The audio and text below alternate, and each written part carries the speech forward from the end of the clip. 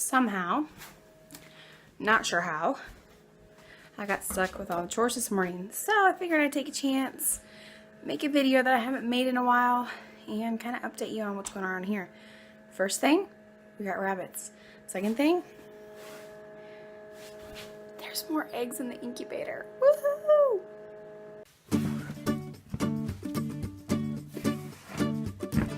No socks. Sue me.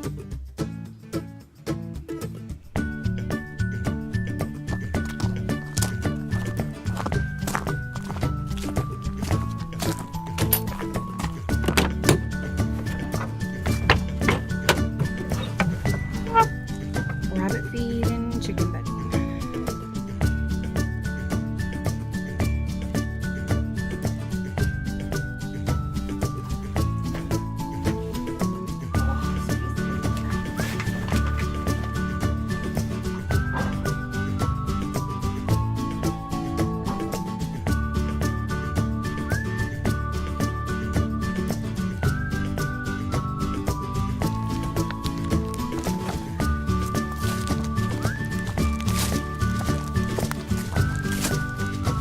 Good morning.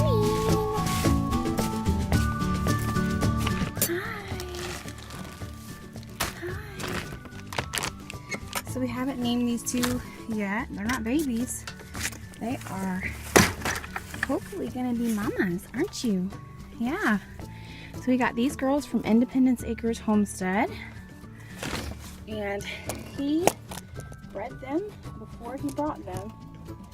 So watch out. We'll see how they do. Come over here.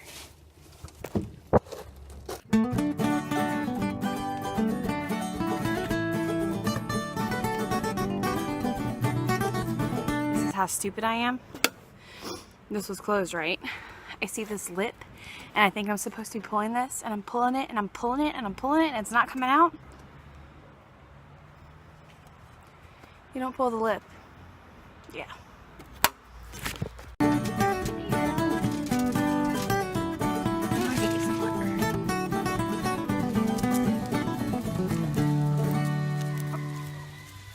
Now some of you are like, hold up, wait a minute, where'd the meat rabbits come in? Because you remember that video I posted about why we stopped raising meat rabbits, right? Well, now that Junior is older, he has some projects that he wants to do. We were planning on some bigger projects on a piece of land that didn't go through, and that's totally okay. And so we decided to let him fiddle around with some rabbits, and that's what he chose. That's what we have room for right now. We already had all the rabbit hutches, so he wants to try doing rabbits again. It's a really easy project for an 8-year-old little boy to do. Now, I'm out here this morning because he's upstairs sleeping. He had a long weekend at the Homesteaders of America conference, and he worked his tail off, and so Mom can come out and take care of him this morning. Plus, we're transitioning their food over, and so I just want to make sure that's done properly. You know, little boys get distracted very often, but that's why we're getting back into meat rabbits. These meat rabbits came from Independence Acres Homestead all the way in Michigan, and we are so excited to have them here because Jeremy takes so much pride in his rabbits, and we actually picked them up at the Homesteaders of America conference, which was amazing. I'm going to link a video up here from a live stream I did yesterday, and they came all the way from Michigan, and Jeremy did a really great meat rabbit demonstration at the conference, and so we're really pleased with them so far. So supposedly they were bred. We'll see if they took. It was a long trip here. It's a long transition period. We're getting ready to finish building the hutches, actually moving them into the chicken coop for the winter time, and so hopefully all goes well and we'll have babies in about 20 days or so. All right, I'm going to show you everything else that's going on here. So our garden is pretty much done. It's really ugly now, but you know, this garden produced so much for us this year. I'm pretty amazed. Now we obviously, let me put this down. We obviously got a frost at some point. I think it was last night or the night before. My mustard spinach is starting to, see, it's got frost damage on it, which is fine. This one bolted. I'm going to let it bolt and see if some will come up next year. But you know what? These jalapenos did really, really good. The tomato plants did really good along the side. I do have this one lonely Tabasco pepper plant. I hope that it survives because look how tall this thing is. This thing's as tall as I am. Look, it's huge. A lot of people have asked about these berries. These came off of our Japanese dogwood tree, which is right here in front of the house. And it's absolutely useless except for getting all these little berries everywhere. They are edible. They taste kind of like peaches, but they're so small that you really can't do anything with them. So I totally told you we had eggs in the incubator, but I forgot to tell you what's in here. So this is the Brincia, or Brincy, however you want to say it, incubator. And in here we have all kinds of different things. I actually won this in a Facebook group online from a breeder. And the ones I'm most excited about are these little bantam eggs right here.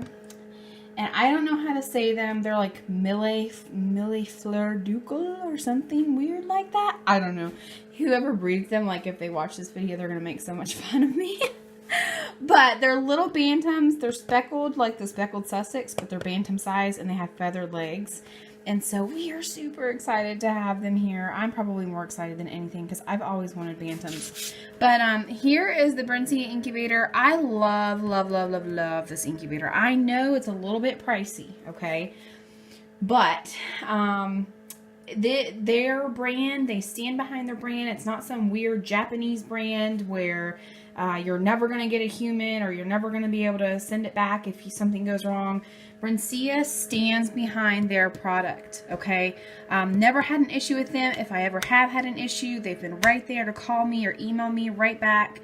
And so that is why we support Brincia. So yeah, I can't wait. I've got to take a video once these little things hatch. So far, so good. I haven't really candled, but I'm pretty sure all of them are growing because my humidity well over here, there's some hair in there, it's been going down. And right around this day, so we have 16 days left. So normally right around the 16, 17, 18 days left is when they really start sucking the humidity. So I'm super excited about that. I can't wait to share it with you. See the baby chicken moving around? Me? Yeah. What is that? It's a baby chicken. What is it? Part of his body is His eye. That big black thing that you see is its eye. Let me see. Don't hit the egg. Don't touch it. It's his eye? Yeah. But its eye is big. Yeah. So, what is happening over here on our homestead? Well, we're kind of in the middle of fall right now. You can see my hammock. Lots of leaves going on here. It is fall in the middle of Virginia. It's the middle of fall here in Virginia. And we are just having a great time. We started a fire the other night for the first time this season. The leaves are falling. My yard is a mess. The chickens are doing great. We are loving our leghorns. We are loving the rabbits. There's some sad news. We did have to put Samson down. Samson, as a lot of you know, he had seizures. We were able to really combat that to him having them every 6 months with essential oils and CBD oil, and it worked for a while. But unfortunately, a couple weeks ago, he ended up having a seizure. He fell all the way down the basement stairs and he bloodied up his face really bad. And I kind of knew then that it might be time to consider some alternative options. And I prayed about it and I was like, you know, God, if it's his time to go, he's a danger to himself. He was getting aggressive, which was not Samson. And I know that if Samson ended up hurting somebody, he would have felt really bad. And so he ended up having another seizure 2 weeks later, the morning of the Homesteaders of America conference. And I just knew it was time. He didn't come back from it. He had a seizure. He was neurologically impaired. He was aggressive. He was uncomfortable. He wasn't walking right. He wasn't thinking right. He would just kind of stare at us sometimes and kind of look at us like, I have no idea who you are. And that's a really big danger when it comes to dogs, especially Samson's size. And so we ended up having to put Samson down on Monday, and it was a horrible experience for me. But I feel at peace about it because it was a necessary thing for him. Unfortunately, you know, it's not a quality of life for a dog to live, and it's a liability for our family. And so Samson had a really good life here the years that he was here, and we are sad to see him go. I cried lots and lots of tears, but in the long run, it was better for him because my issue was, you know, he lives in the basement And if he falls down the stairs, or he runs through the sliding glass door, or he comes out of it and he doesn't come back out of it, and he rips my kid's face off, you know, those are liabilities that could happen. And so we put him down, and the vet assured us that it was the best decision for him due to his issues. So things happen around here in family and life on a homestead. It doesn't matter where you are or what you're doing. Things can happen with your animals. So that's the bad news. But the good news is Delilah is doing really well. All the other animals are doing really, really well. Healthy, happy animals. The chickens are just about finished with their molt. Poor Behemoth, he was looking really bad there for a while, but he came through. The older he gets, the worse he molts. And Abner, our white leghorn rooster, he's doing really good. He's protecting his girls the way he should be, and he's learning behind Behemoth here. So in case you didn't know, I also have a book coming out in April. I know a lot of you know that already. It is on pre-order. You can get it on Barnes & Noble. You can get it on Amazon. There are a lot of places that you can find it. And I would so appreciate it if you would pre-order a book for me, because the pre-order, once the book goes live in April, all of those pre-orders go towards its ranking on Amazon and on other websites. And it pushes it more, and we sell more, and we get good information out there.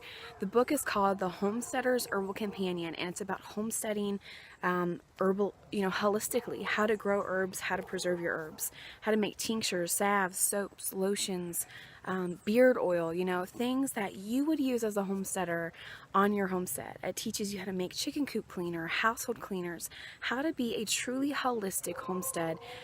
Basically everything that you use on your homestead can be, there's an herbal option for it. And so we go into medicinal things, we go into cleaners, we go into health and beauty products, we go into a lot of different things.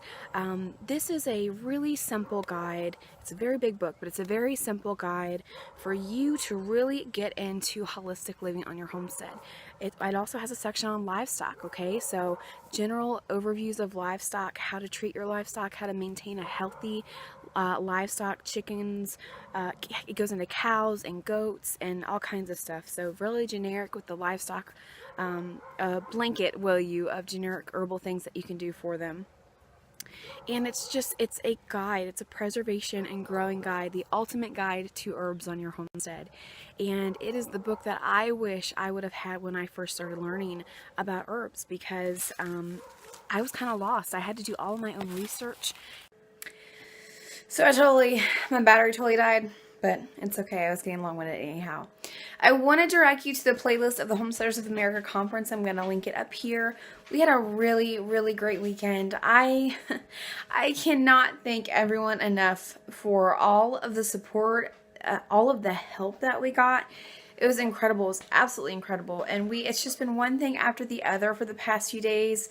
It doesn't feel like it was almost a week, or it was a week ago when we were setting up and having the conference and having a good time with everyone. It was like a big family reunion. I got to meet Nunda. I got to meet Ann from A Farm Girl in the Making. I got to meet Mike and Jenny Pratt, the Aldermans. I mean, there were Cherish from Hope's Homestead, Tandy, the caver's wife.